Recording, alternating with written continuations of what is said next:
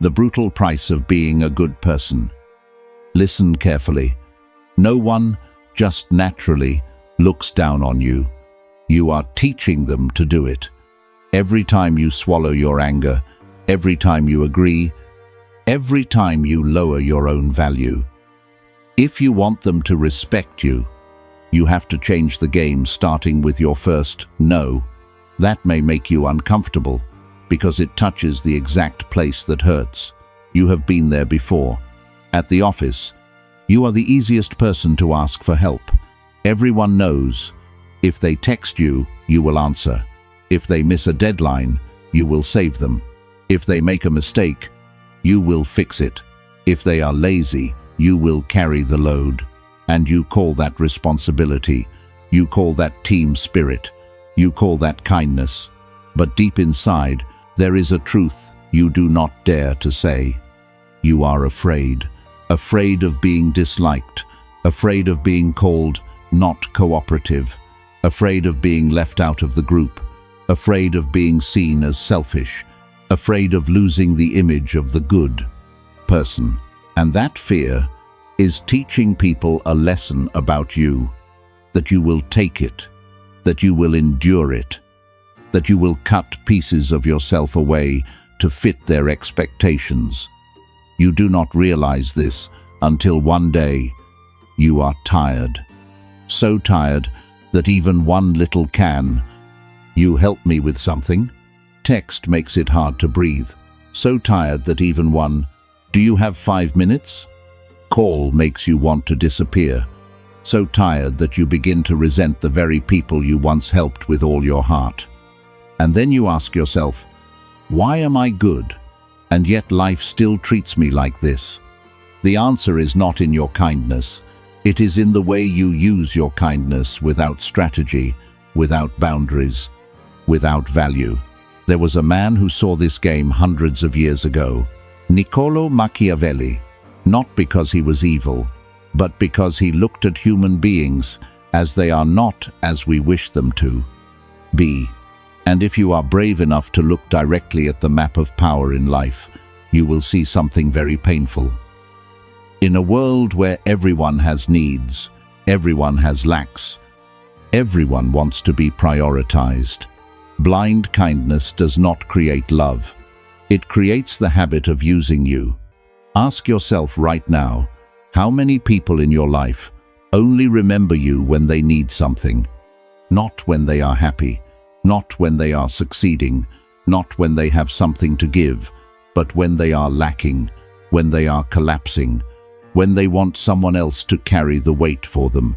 If the answer makes you go silent, then you understand why this video exists. Because from here, we are going to do one thing. Keep your kindness, but take your power back. Not to become a wolf, but so you are no longer a sheep. And Machiavelli has a quote that cuts through illusion like a blade.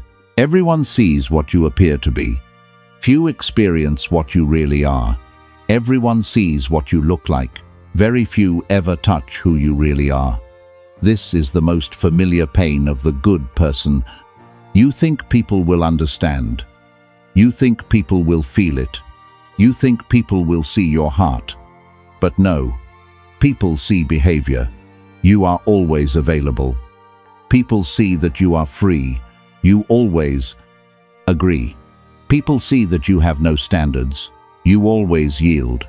People see that you have no boundaries, and then you blame them. But the truth is, you taught them to see you that way. You may be the deepest person in the room, but if you show up like someone easy to pull around, then you will be pulled around. That is why there are people who are not better than you, but they are more respected than you, because they control the image. They do not say yes just to be liked. They do not reply immediately just to prove they care. They do not chase people just to keep them from leaving. They make their presence valuable by not giving it away for free. You have seen this at work. Someone does less than you, but they know how to choose the right work. They know how to say, This is not my priority. They know how to protect their schedule. They know how to ask questions instead of just taking on the task. And the strange thing is, the less people lean on them, the more important they seem. The less available they are, the more value they have. The less they explain, the more people listen. You hate that, but you still know it is true. Because the game of power does not reward the person who sacrifices the most. It rewards the person who knows how to price themselves. Have you ever lived through this moment? You help 10 times, no one remembers. You refuse once, they talk about it forever. If you have ever been called selfish after giving too much, keep listening, because this is the second trap. Machiavelli wrote something so cold it feels like your own experience. Benefits ought to be conferred gradually, and in that way they will taste better. Favors should be given gradually, in that way they taste sweeter. This is not advice teaching you to be dirty and calculating. This is advice teaching you to understand a psychological mechanism. People get used to things very quickly. The first day you help them, it is a miracle. The 10th day you help them, it is normal.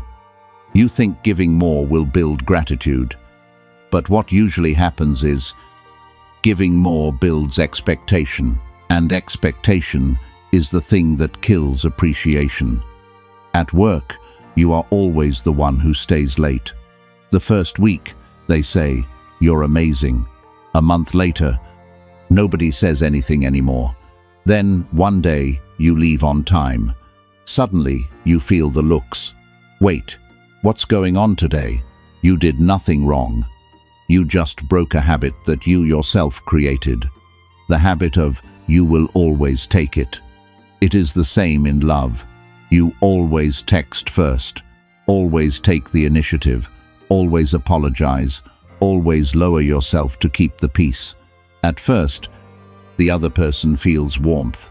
After a while, they feel normalcy. Then they begin to see it as the standard. You are no longer the person they appreciate. You are the person they expect. And when you do not deliver, they do not ask whether you are okay. They only see that you have changed. That is the pain of the giver. You give from the heart. They receive it like a service. Machiavelli does not call this bad. He simply looks at it directly. If you want to preserve your value, do not devalue yourself through excess. Giving is like light. If light is everywhere, you stop seeing it. Only when the power goes out do you remember how precious it is. Your kindness is the same. You want people to appreciate it? Do not turn it into something that is always available. Do you know what is more dangerous than being used? It is when you begin to believe that, to be loved, I have to give more. And that is the moment you do not just lose time, you lose your identity. You become the one who always helps. You become the sweet one. You become the one who never bothers anyone. It sounds beautiful, but it carries a terrible cost. You are no longer a person with boundaries. You are a tool for keeping the peace. And Machiavelli has a line that hurts kind people the most. He who wishes to be obeyed must know how to command. Whoever wishes to be obeyed must know how to command, must know how to lead. Understand this in ordinary life. You cannot demand that others respect you if you cannot command your own life. You cannot demand that others listen to you if you do not listen to yourself. You cannot lead when your schedule is controlled by other people's messages. You cannot have power when every yes you give is a reflex born of fear. This is where we touch the economics of power. Your time is an asset. Your energy is an asset. Your focus is an asset. And you are spending those assets to buy the feeling of being liked. But do you see the paradox? The more you buy the feeling of being liked, the less respected you become. Because people do not respect the person who is always trying to earn respect. People respect the person who respects themselves. You do not need to ask for respect. You need to design it with boundaries and consequences. In America, people often say, if you don't respect your time, no one will. If you do not respect your time, no one will. But you have done the opposite. You cancel your own plans to help other people. You skip the gym because a coworker urgently needs something. You lose sleep because your friends are upset. You think you are building relationships, but you are digging a hole. You are teaching them that their needs matter more than yours. And then when you are exhausted, no one understands why you changed. Because they never saw the price you were paying. They only saw the service you were providing. Have you ever looked at your phone and felt afraid of a message? Afraid because you know it will be a request. Afraid because you know it will pull you out of your own life. Afraid because you know you will say, sure, again. If you have ever felt that way, you do not need more motivation. You need a boundary. And a boundary does not need to be loud. A boundary just needs to be real. Machiavelli has a famous quote that people often misunderstand. It is better to be feared than loved, if you cannot be both. It is better to be feared than loved, if you cannot be both. It sounds toxic. But let us translate it deeply into modern life. Machiavelli is not saying, make people fear you because you are cruel. He is speaking about an order of priorities. In an imperfect world, being loved is not enough to protect you. Being loved is an emotion. It changes by the day, by mood, by interest. But being feared, in the modern sense, does not mean people fear you because you might hurt them. It means they fear the consequences of crossing your boundaries. Fear that if they exploit you, they will lose access to you. Fear that if they disrespect you, you will walk away. Fear that if they push you too far, you will say no and stand still. That is not violence. That is clarity. And Americans understand this very well in negotiation. You walk into a salary negotiation, you are polite, you are friendly, but you do not waver. You state the number, you state the conditions, you go quiet. The other side tests you. They say, we may be able to consider. If you rush to soften, you have just taught them. You need them more than they need you. But if you stand firm, you teach them. Your value has standards. They do not need to love you. They need to respect your terms. It is the same in dating. You do not need the other person to like you more. You need them to respect you. And respect does not come from how much you give. It comes from what you are willing to lose. Does that sound painful? Kind people usually are not willing to lose. They hold on at any cost. They endure at any cost. They suppress themselves at any cost. And because they are not willing to lose, they lose themselves. Do you want to hear the coldest truth? People usually do not appreciate what you give. They appreciate what you dare to take back. You dare to take back your time. You dare to take back your energy. You dare to take back your quiet. You dare to take back your self-respect. That is when you begin to become valuable. Now, there is a passage from Machiavelli that, if you have ever been betrayed for being too good, will feel as if it was written for you. The lion cannot protect himself from traps, and the fox cannot defend himself from wolves. One must therefore be a fox to recognize traps and a lion to frighten wolves. The lion cannot protect himself from traps. The fox cannot defend himself against wolves.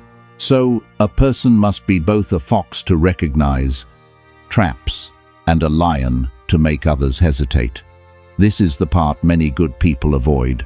They want to be only the lion of kindness, straightforward, sincere, giving, patient. But they refuse to be the people fox. They refuse to read between the lines. They refuse to look at motives. They refuse to believe that some people come toward you, not because they value you, but because they see you as easy to use. This is a very common tragedy. You meet someone who always praises you for being kind, always says you are easy to be around, always says they feel safe with you. It sounds beautiful. But look carefully. Are they there when you need them? Do they respect your no? Do they keep their word with you? Or do they only love the feeling of being served by you? A lot of people do not love you. They love the convenient version of you, and the day you stop being convenient, they call it you've changed. No, you have not changed. You simply stopped betraying yourself. Remember this: when someone gets uncomfortable because of your boundary, that is not the moment to feel guilty. That is the moment you see them most clearly. People who respect you will adjust. People who only want to use you will react. A mature person will ask, "What did I do that made you uncomfortable?" A selfish person will say, "You've been different lately." That sentence sounds harmless, but many times it is a form of manipulation. It forces you to feel guilty for finally having limits. It pushes you back into your old role, so everything can stay smooth. But what is the cost of that smoothness? It is you. It is your sleep. It is your nervous system. It is your plans. It is your self-respect. You keep peace on the outside, but inside, you are at war with yourself. That is the kind of life that rots a person from within. Gentle on the outside, drained on the inside, fine on the outside, angry on the inside, smiling on the response. Outside. Inside, despising yourself for saying okay again to something you did not want. Machiavelli would look straight at you and say something very cold.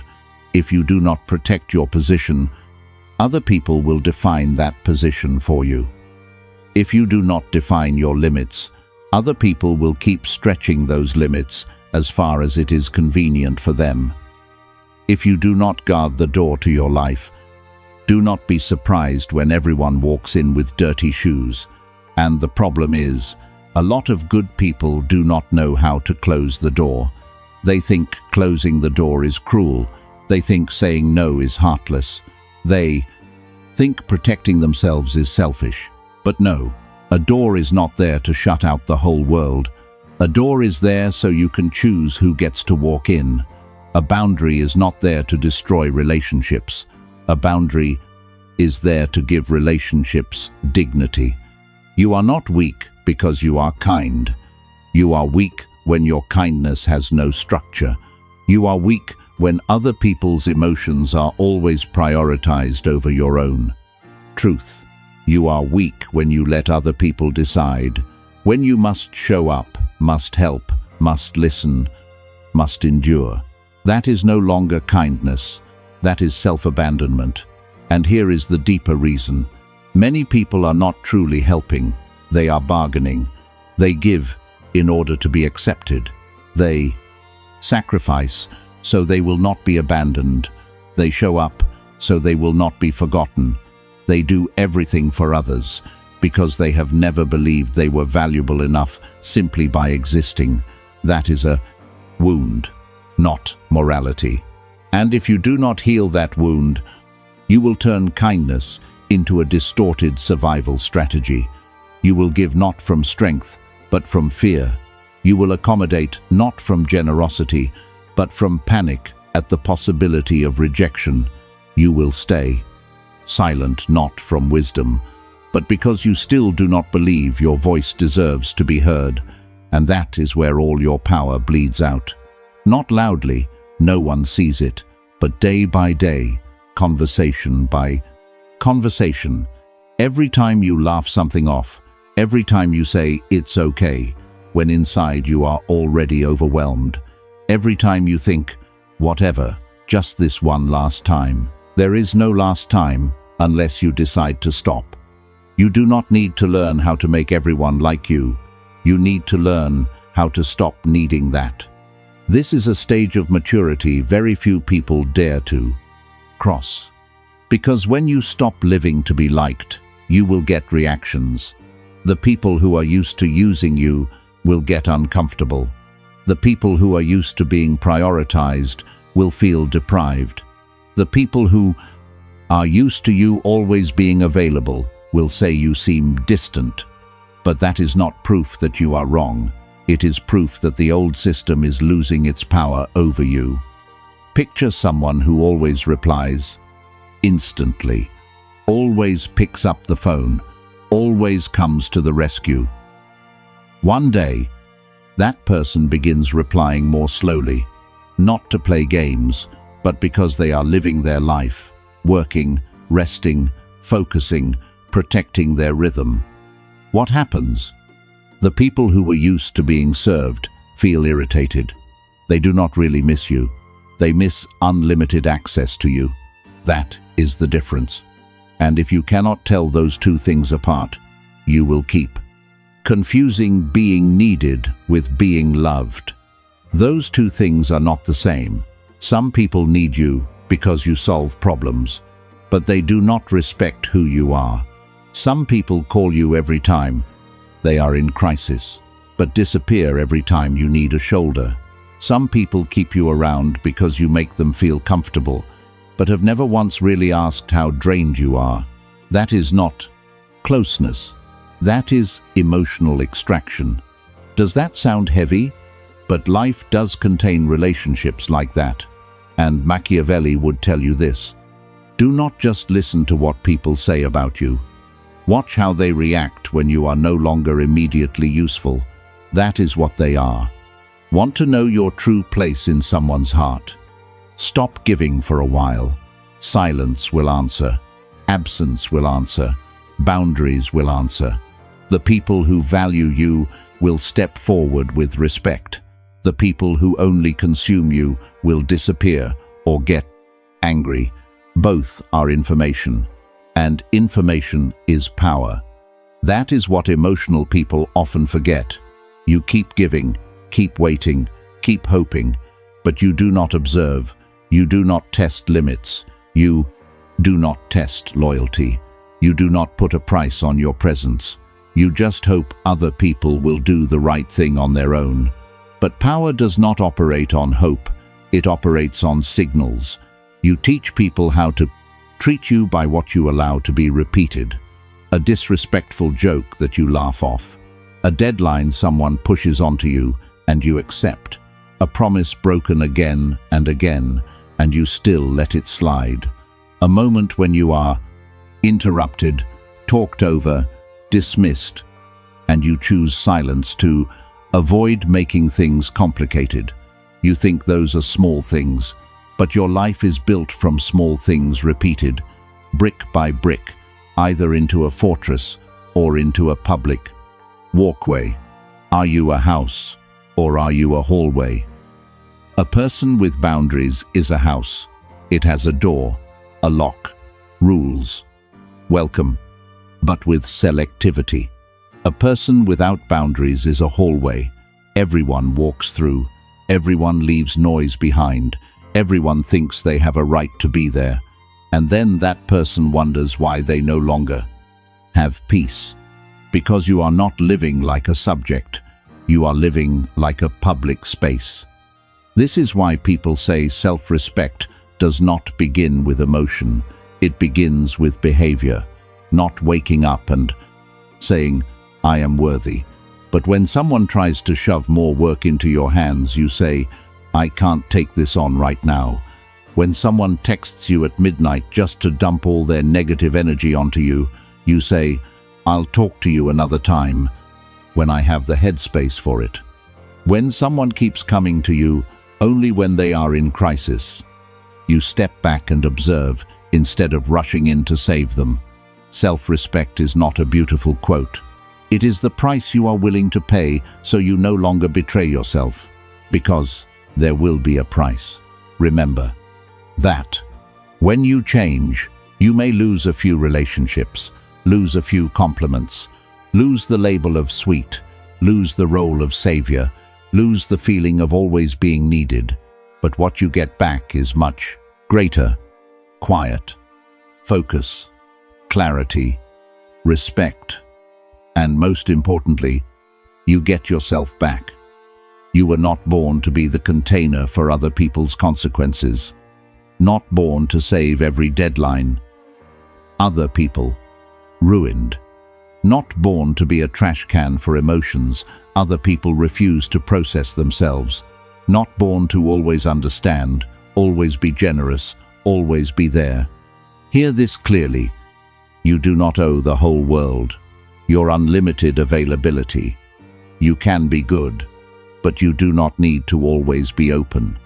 You can love, but you do not need to always grant access. You can be kind, but you do not need to always be the one carrying the load. That is the difference between a strong person and a used person. A used person thinks kindness means always being there. A strong person understands that kindness means being there at the right time, for the right person, in the right amount, with strategy, with standards, with observation, with limits. And that is exactly what gives kindness its weight. A person who always gives, eventually, no one sees value in what they haven't give anymore. A person who gives selectively, every act of giving still means something. A person who always forgives, eventually their forgiveness becomes cheap. A person who knows when to stop, their forgiveness has dignity. A person who is always easy to reach, eventually gets taken for granted. A person who knows how to keep distance, their presence has gravity. Machiavelli would not teach you to hate people. He teaches you not to be delusional about them. And that is a major difference. Illusion makes you blind. Reality makes you strong. Try to imagine the new version of yourself, still kind, but no longer easy to use. Still able to listen, but no longer allowing other people to flood your nervous system. Still willing to help, but not rescuing someone who keeps harming themselves through irresponsibility. Still able to love, but no longer begging to be kept. Still capable of compassion, but not so compassionate that you betray yourself. That is the mature version. And to become that version, you must learn one skill that good people fear most: disappointing others.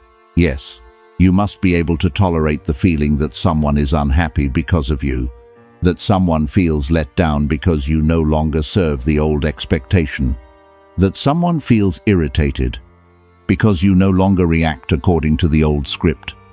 That is the price of maturity.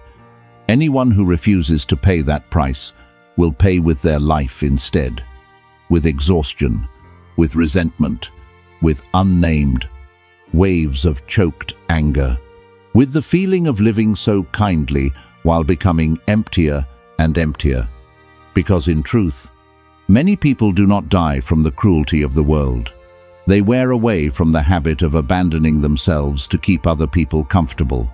That is a slow death. Very clean, very polite, highly praised, and deeply tragic.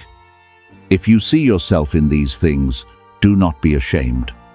Many people grow up being loved when they are well behaved, recognized when they are useful, kept around when they are easy. So they learn the wrong lesson very early. If you want to be loved, you must please. If you want to be safe, you must be soft. If you do not want to be abandoned, you must give more. Now, you are no longer that child. But the old survival strategy is still running your life, and it is destroying you in adulthood. Because adult life does not keep rewarding obedience, it often exploits obedience that has no boundaries. So healing is not just crying over old wounds. Healing is also relearning how to define your value, not by how useful you are, not by how much you can do for other people, not by how many times you sacrifice yourself, but by whether you are willing to stand on your own side. That is where power returns. Not loudly, not dramatically, but with absolute reality. You do not need to announce it, you only need to change the way you show up.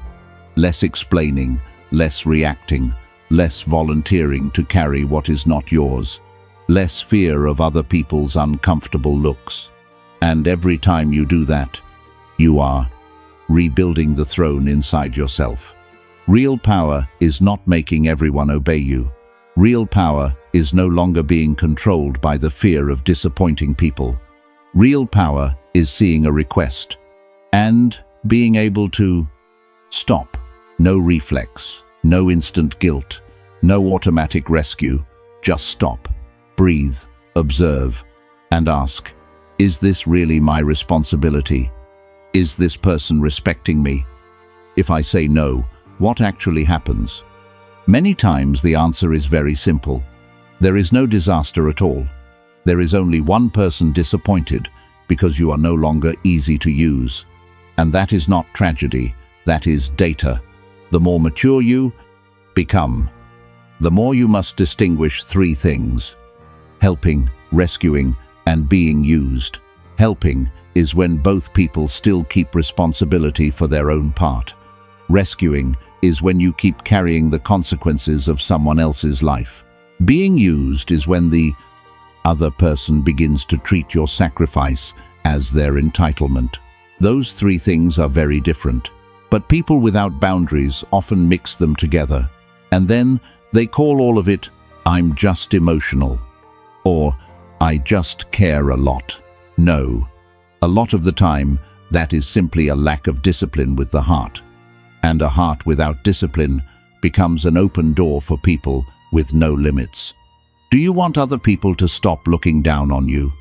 Do not begin by demanding that they change. Begin by no longer cooperating with disrespect. Stop laughing things off. Stop explaining endlessly. Stop showing up unconditionally. Stop letting your kindness be used like a shortcut. Every system is maintained by participation. A distorted relationship is too.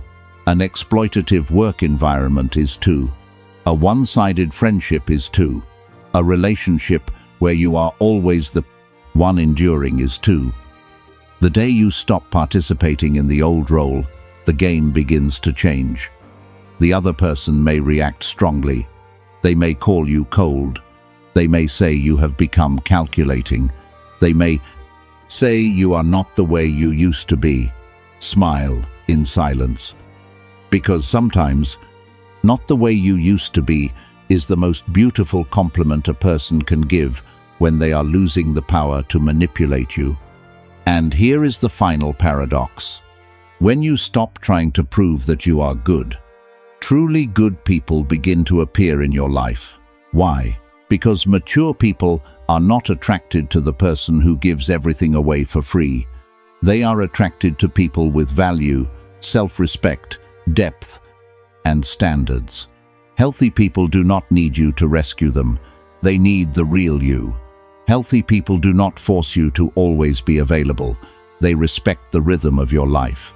Healthy people are not threatened by your boundaries. They feel safe because of them, because clear boundaries create trust. Only those who want to cross boundaries hate boundaries. Remember that line. Only those who want to cross boundaries hate boundaries. Outro. So, if today you must carry only one lesson from Machiavelli, carry this. Do not just ask how to be loved. Ask how to stop being easy to use. Do not just ask how to make other people understand your kindness. Ask whether that kindness has a backbone yet. Do not just ask why you give so much and still hurt. Ask whether you have been giving from strength or from fear.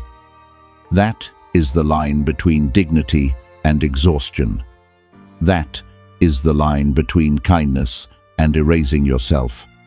That is the line between a person with value and a person who is always available. You do not need to become cruel. You do not need to become cold toward everyone. You do not need to turn into someone else. You only need to stop betraying yourself to keep other people comfortable. Stop teaching them that you will always take it. Stop giving away for free what should have had value. Stop imagining that real love grows on top of self-abandonment. It does not grow from that. What grows from that is only familiarity, entitlement, and disregard. But respect. Respect grows from boundaries, from selectivity, from the ability to say no without feeling guilty, from your willingness to lose what is not worthy in order to keep yourself. And when you can do that, something strange happens. You are still good, but your kindness is no longer weak. You are still warm, but no longer easy to manipulate. You still give, but you no longer leak. You still love, but you no longer beg. You are still you. Only now you have weight, a core, a door, a value. And that is when other people begin to feel something they could not feel before. Your presence is no longer something they can take simply because it is convenient. It is something they have to appreciate, or they will lose it. And sometimes that is the first time in your life you are truly respected